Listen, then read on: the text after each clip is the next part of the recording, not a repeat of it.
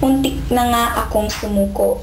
Meanwhile, when I was away, hindi ko alam na trabaho pala aking mga kapatid. Talagang napabayaan ko sila.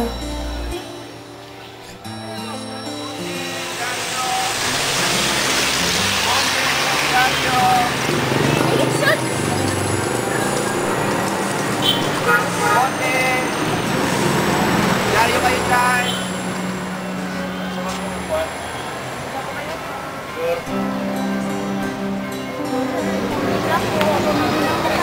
Sige na sir, maawa na po kayo sa akin. Gusto yung benta mo? Oo ate, ito lahat ng benta ko. Pasensya ka na. Yan lang ang nabenta. Mayroon naman tayo mga kain. Ate, gutom na ako. Kain naman tayo. Kahit saan.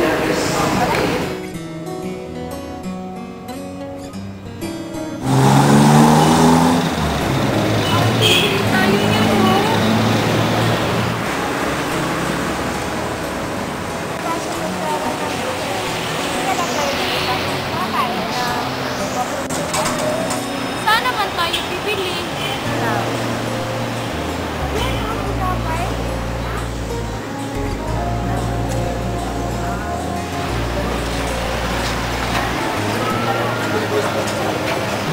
Gusto ko nito. Magkano kuya?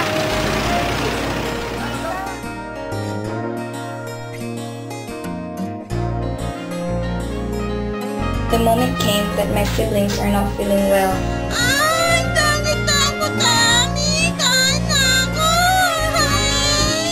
Narating din si ate. May dalang pasalubong at may dalang gamot para sa iyo. Huwag kang mag-alala.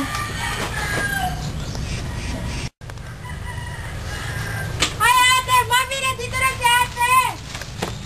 Mami!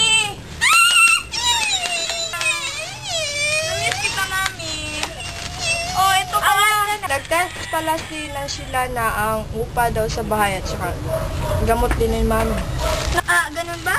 Naku, yung gamot ni Mami nandito na. Binili ko na rin. Tsaka, ito, pagkain. Konsumo nyo kasi ang mahal-mahal pala ng mga pagkain.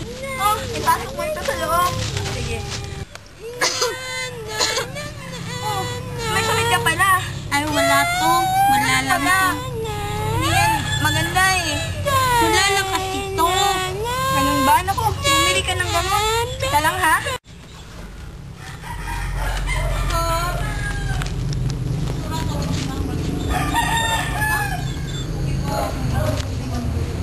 Naku. Ito na lang palang pera ko. Ito.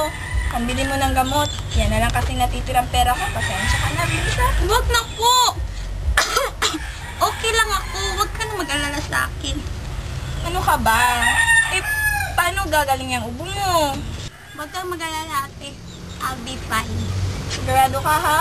Oo, sigurado. Sige. Pasok mo na ako. Sige. The fact that they were working when I was away, that made me decide to work hard. Dito na ako. Kuya Mark! Ano? Si ate, kagabi may Bakit? sinulat siya. Mahal kong Mark, Trish, and Dennis.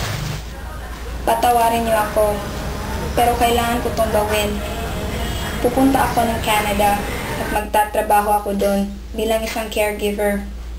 Sana maintindihan niyo. Gagawin ko ang lahat para sa ating pamilya. At gusto ko kayo makapagtapos ng pag-aaral. Mahalin niyo palagi si Mommy. Patawarin niyo ako sa aking ginawa. Mahal na mahal ko kayo. Ate Mia.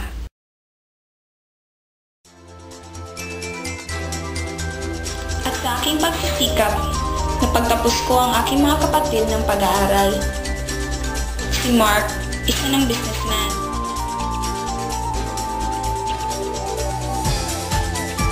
Si Trish naman ay isa ng nurse.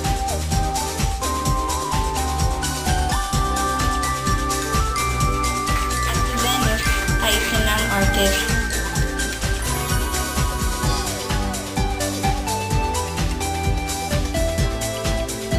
Hanggang naidala Dinala ko sila sa Canada at nagsama-sama na kami muli.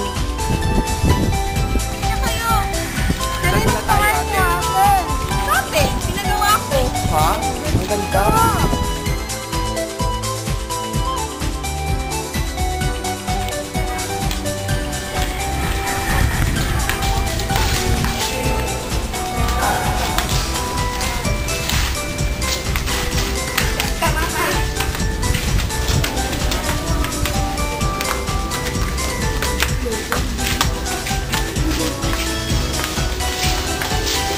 Handa ka na, Mama? Ayun.